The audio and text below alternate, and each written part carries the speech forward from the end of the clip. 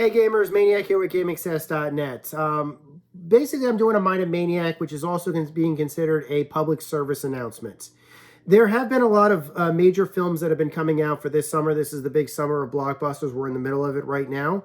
If you ask me, it probably started with the release of Into the Spider-Verse, and it's probably going to going on right now as the release of The Flash is already happening as we speak. So this is a major summer. And you'll see already there's a lot out there of all these different types of film trailers that are going on TV, and they're saying, oh, go see The Flash, or oh, go see Into the Spider-Verse.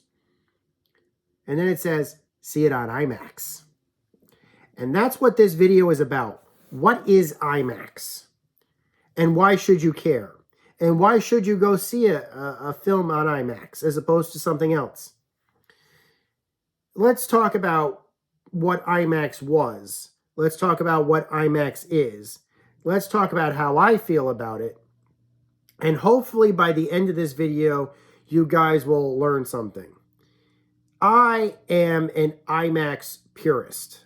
I am an IMAX aficionado. I have been such since at least 2008. And there's a couple of reasons why I have been this way. And the majority of it boils down to essentially the quality of the cinema going experience.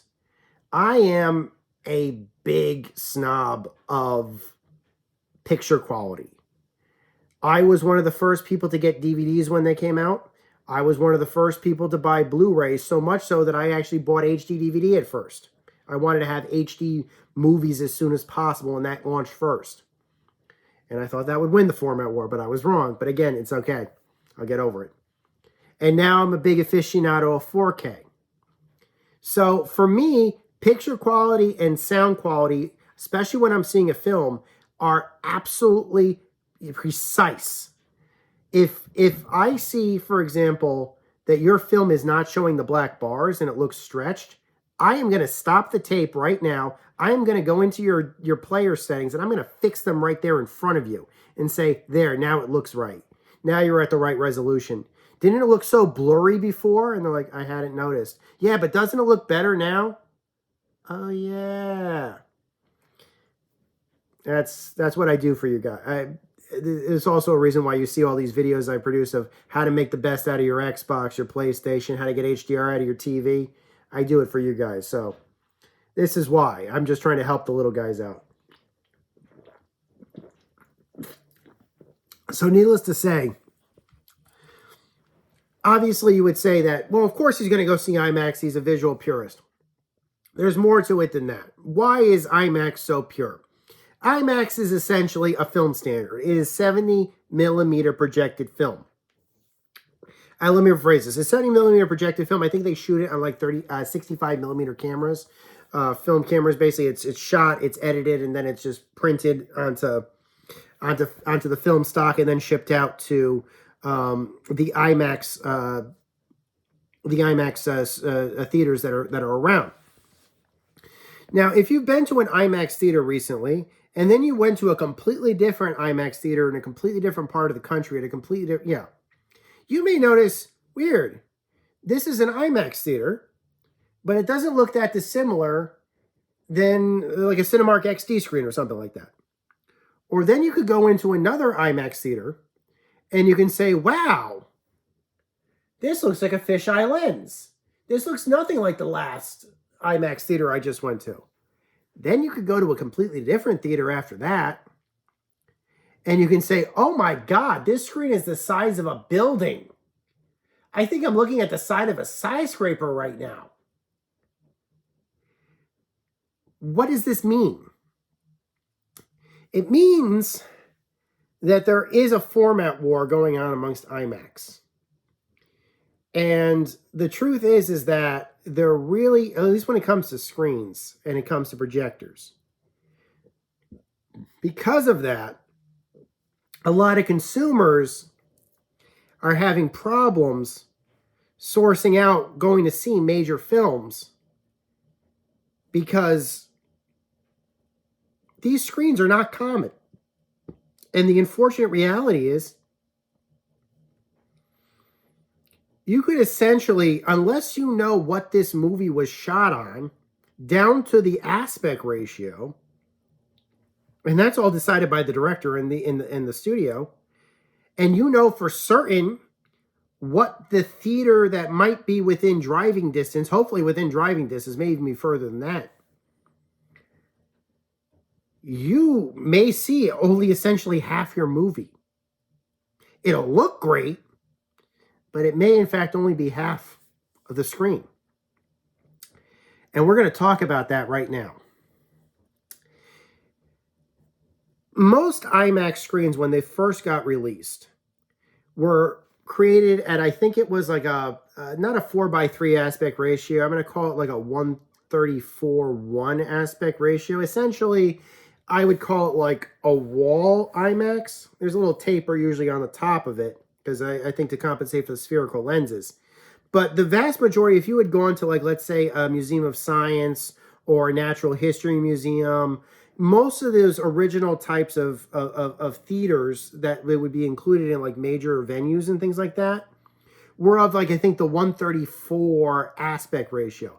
And Back to the Future, the ride also used a 1:34 aspect ratio.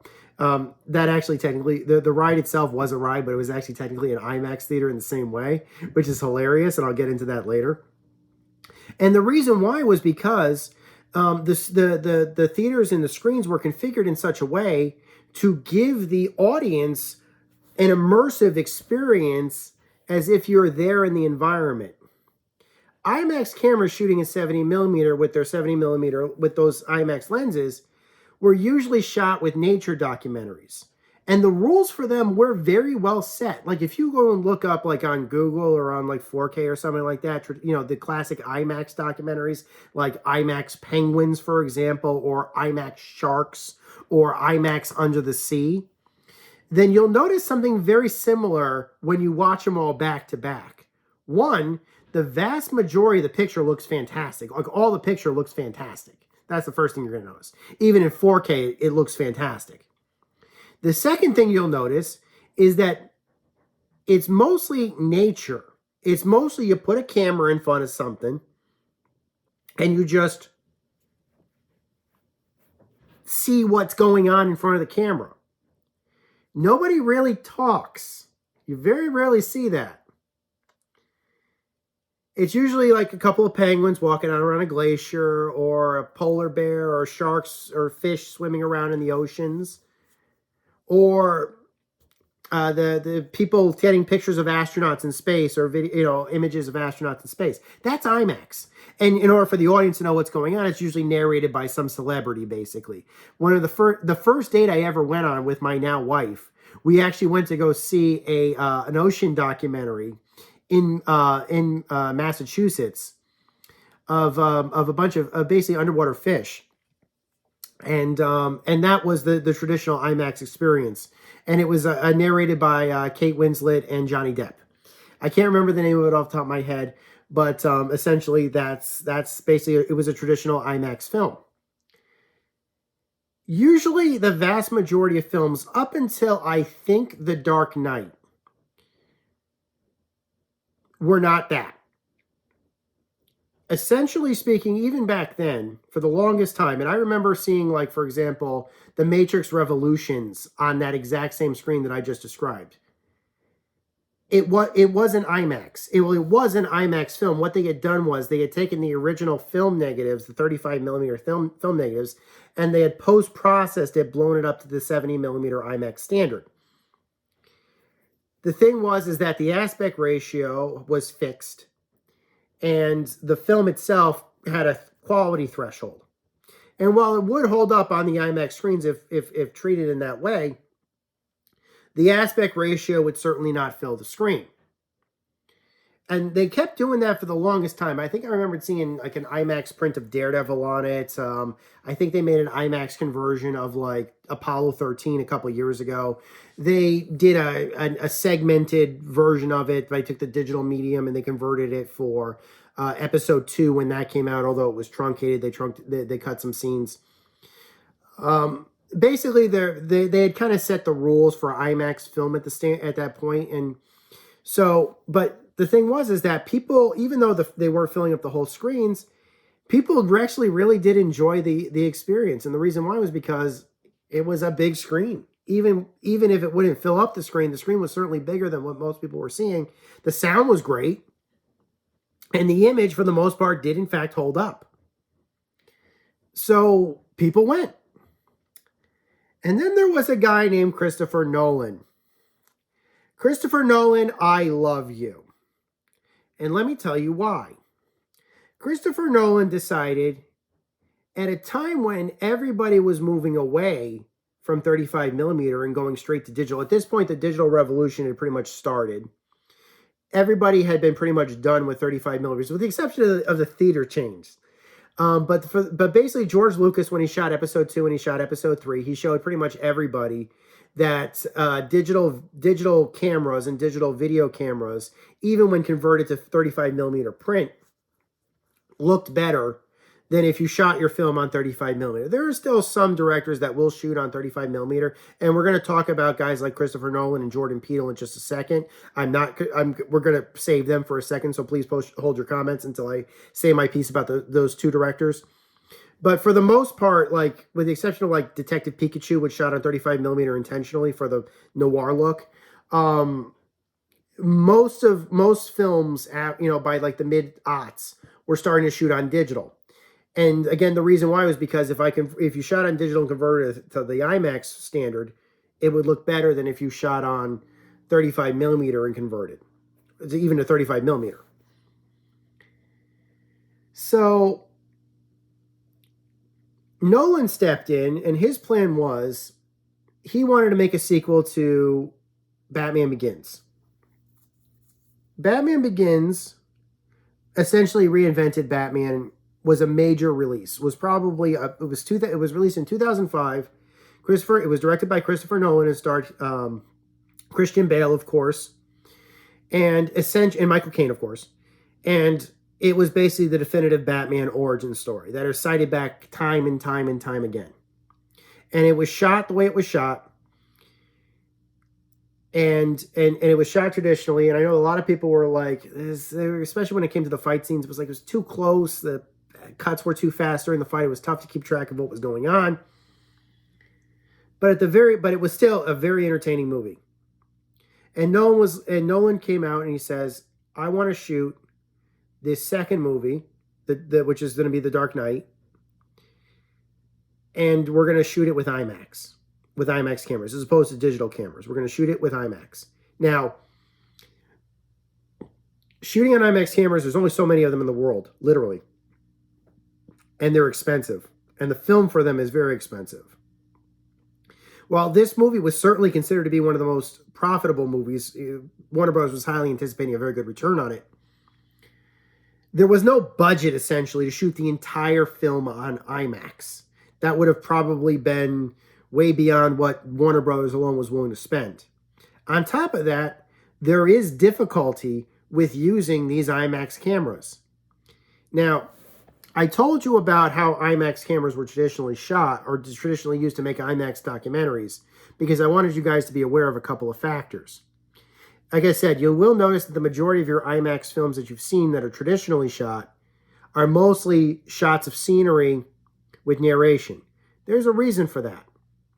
IMAX cameras are very big and they're very loud.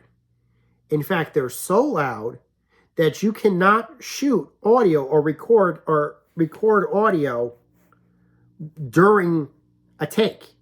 It's just not possible. So if you are shooting a scene with an IMAX camera, it is immediate that your audio will have to be ADR'd later on.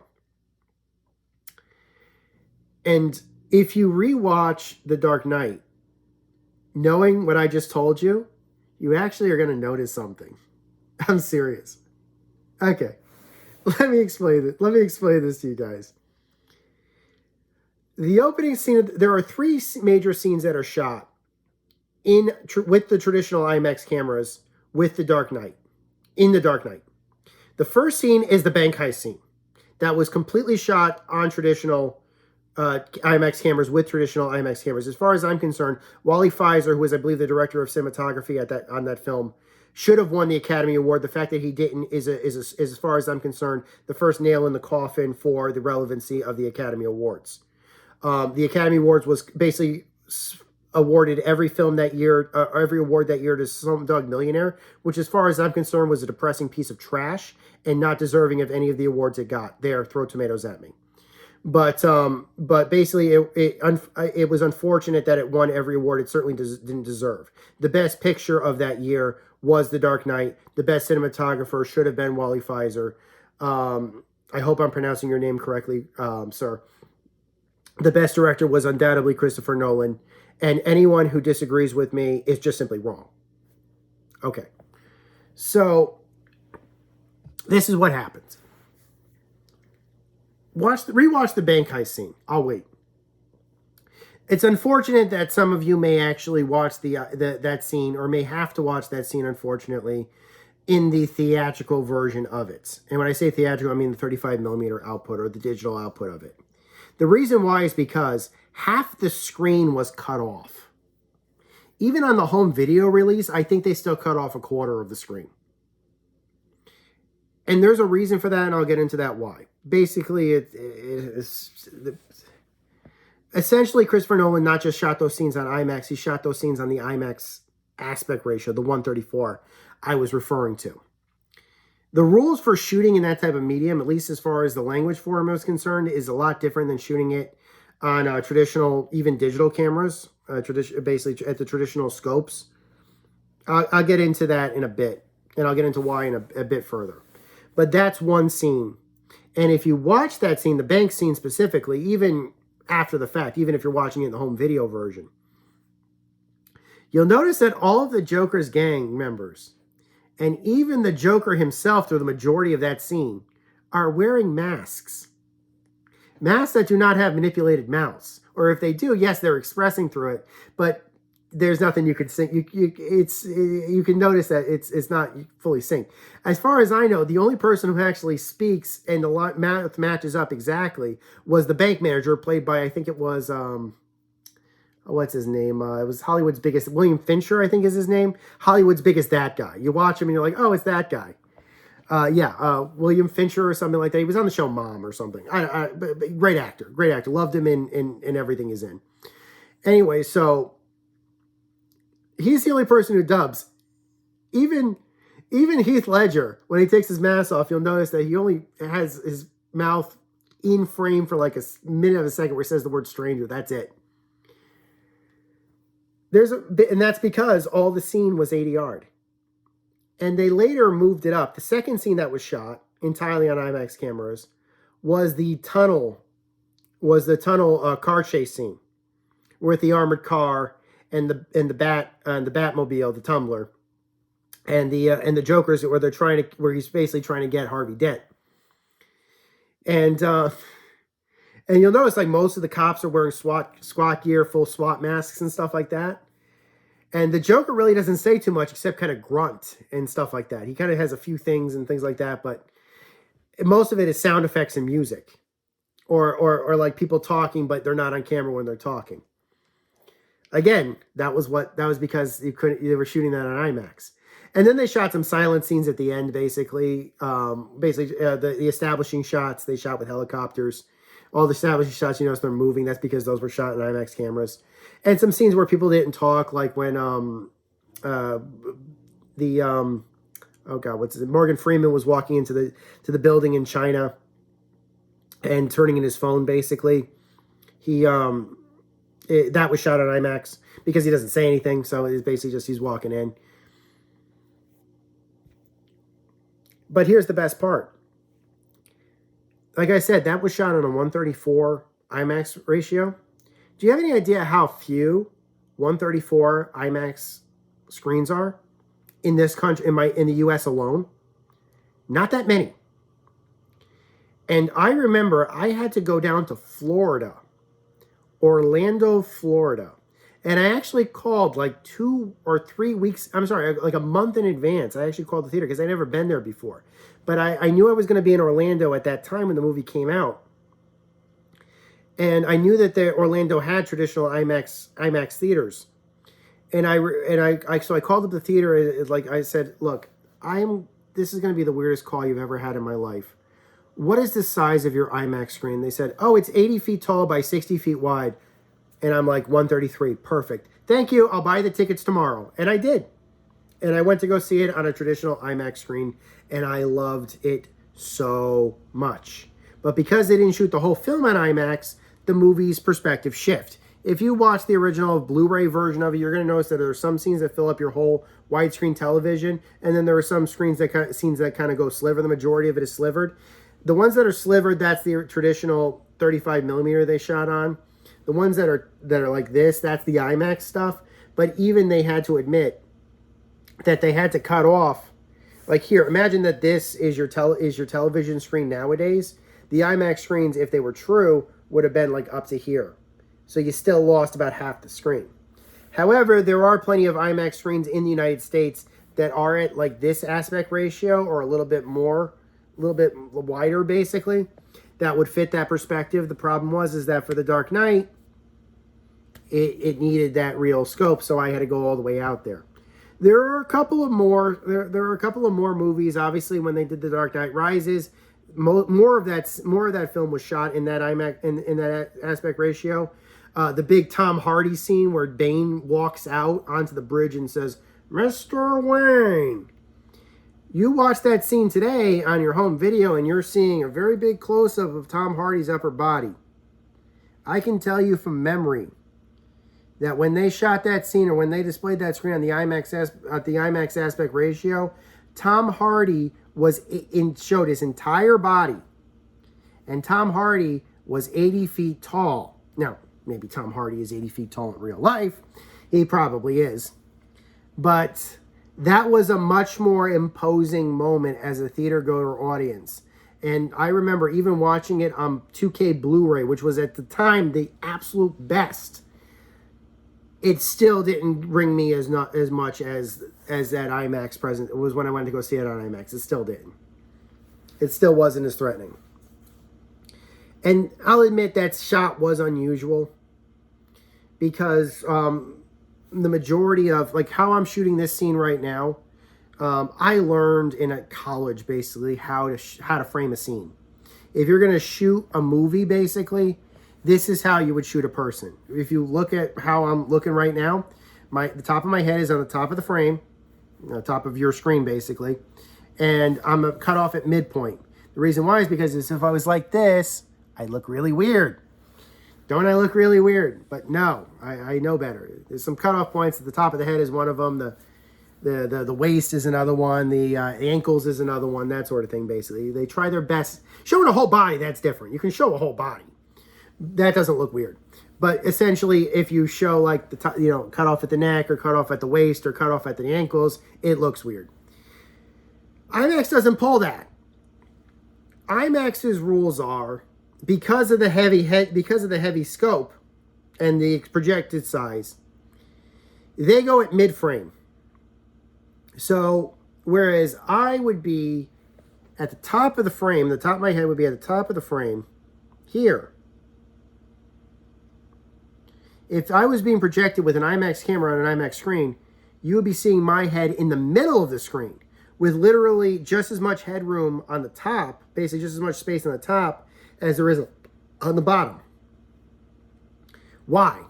Because the assumption is that this is just extra ambience, I guess, because none of that's going to be seen on the home video release. But it's still there. And it still gets used quite frequently, actually. Like I said, the Tom Hardy scene, it framed it so that Tom's head was on the top and you were seeing his whole body. And when they, like I said, they did it when they had it converted to the home video release. It was a traditional shot, not that dissimilar than this. Maybe it was half his body, but I'm pretty sure I remember a close-up. And that's how I also knew that when I saw the previews for the Justice League Snyder Cut, the very first trailer that they showed for specifically Snyder's Cut, a lot of people asked, why is it square? What are we watching on traditional televisions? I remember there were a lot of people that questioned Snyder's decision to shoot it like that or to present it like that. And I looked at where the bodies were in the shots and how the shots were on that first trailer. And I had to tell everybody that was questioning, and I said, yeah, that's not what you think it is. And they said, what are you talking about? And these were film studies guys. They had no experience with IMAX. They didn't know the language of IMAX. And I had to take them to school, and I had to say, you see where their body is? And they said, yeah. I said, the body is in the bottom of the screen, right? And they said, yeah, it looks weird. I said, yeah, look at the top, right? He's like, a lot of headspace, right? He's like, yeah, why are they framing it scope? I said, because they converted the IMAX print at the IMAX ratio. And the whole Snyder cut is actually, in its glorious 4K presentation, the whole Snyder cut is actually at the IMAX aspect ratio.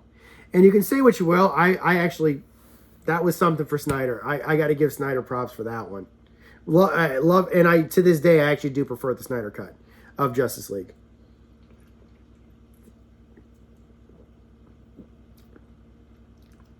Does this continue? What is current IMAX presentations like? Well, let's fast forward to Jordan Peele. Jordan Peele, bless him, pretty much goes to the same school that Christopher Nolan does, as far as I can tell. I never saw Nope in the theaters, and I really regret that. I just didn't have time to. It was released at a bad time.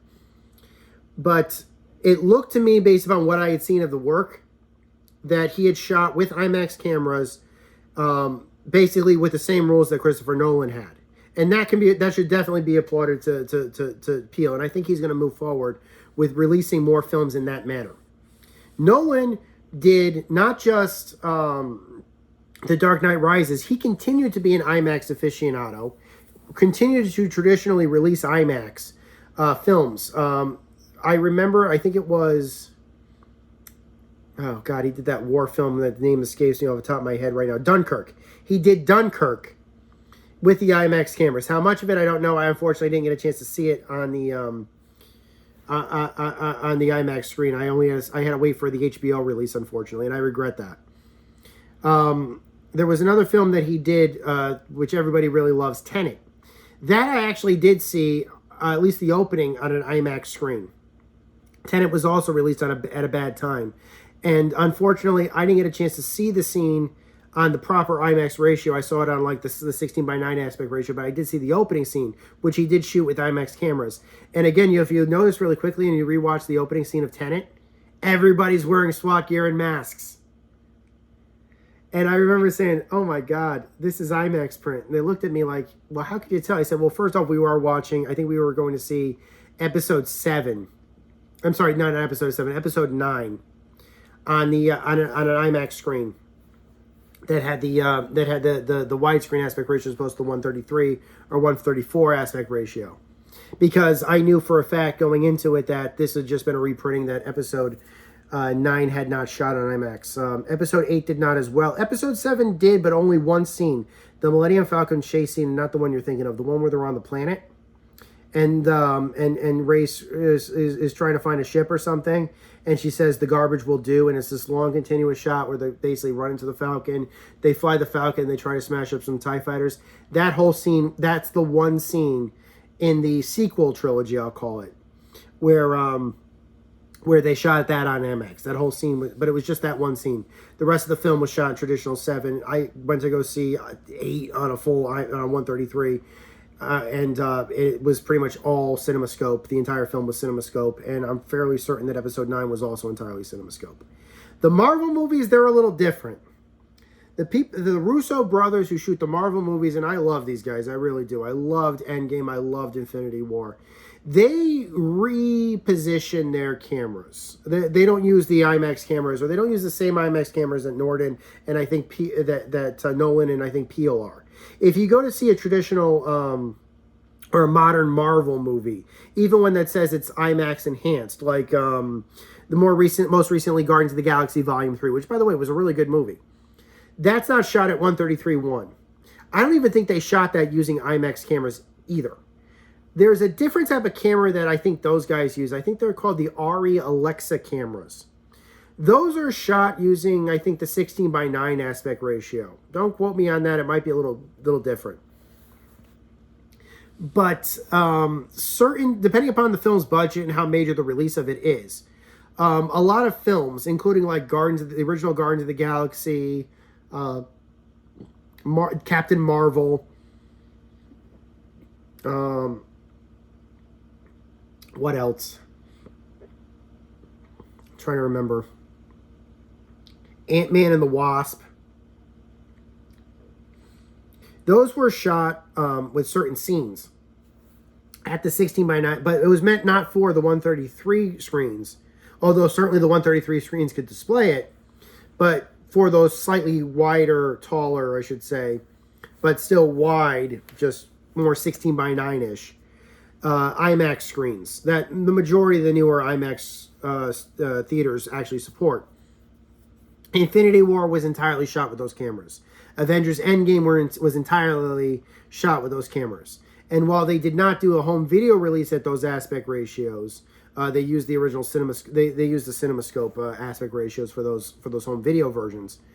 The Disney Plus versions, which are marked in Disney Plus as IMAX enhanced, are at those ratios. So if you try to watch like Avengers Endgame on Disney Plus in the IMAX enhanced mode, you're going to see what they use. But I don't think those were traditional IMAX cameras. I'm pretty certain those were ARRI Alexa cameras. Those were shot at like 8K, I think, digital. Now, what's the future for IMAX? Well, the screens aren't going anywhere. I'm pretty certain you have to pretty much build an entire theater from scratch to meet those standards, those theater standards.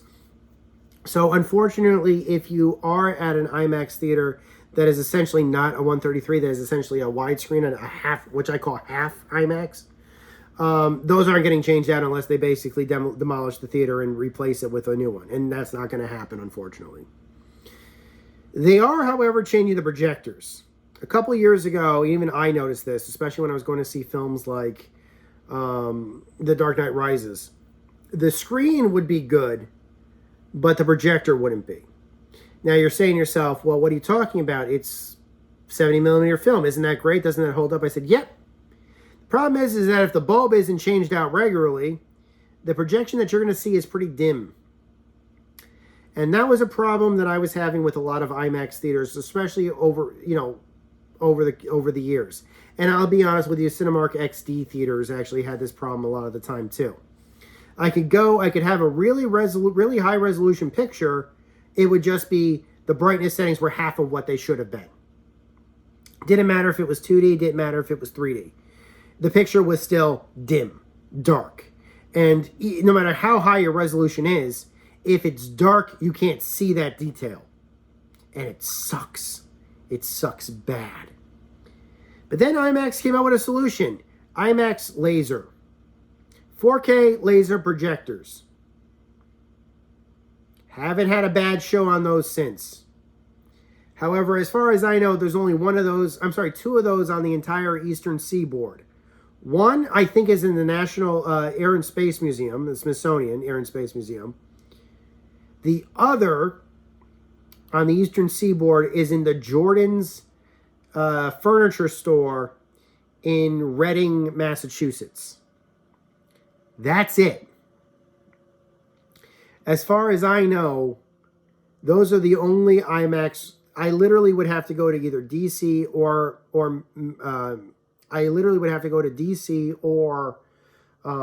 Massachusetts to go see Oppenheimer on a proper ratio.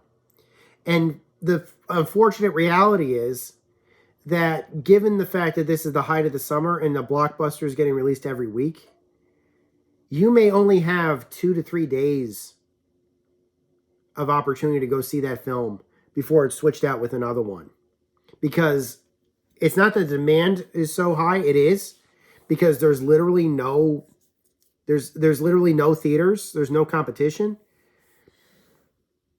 But I mean, go figure. I remember that I was talking to a lot of people when I was working in Massachusetts. That's how I found the Jordan's IMAX. There was just a lot of people that were talking to me like, oh, why don't you go to that, I can't remember what it was.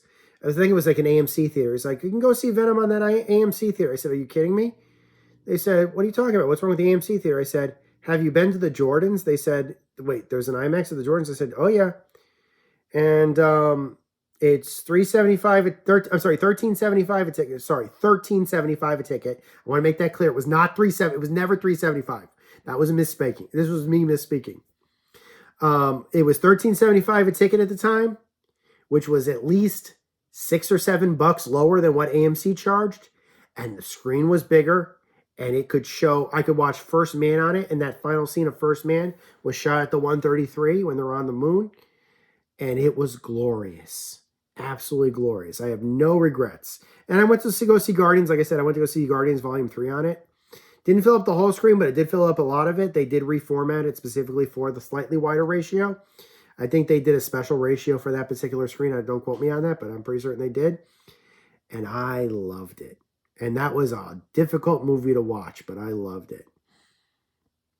And because it was a sad movie, but it was still a great movie.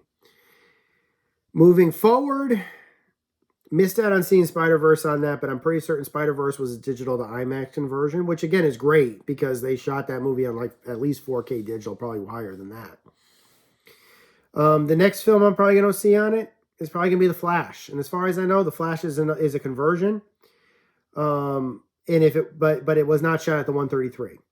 If I do have to go see a major film next time, it's probably going to be Oppenheimer or whatever Jordan Peele is cooking up next. So hopefully you guys learned something here. Definitely call around if you're interested in an IMAX aficionado, or ask people that have gone to theaters. The eyes are basically going to tell you when you get there, what is this screen I'm looking at this on, that sort of thing. Oh, hope you guys enjoyed the video. Until next time, my name is Maniac with GameAccess.net. Take care. Over and out.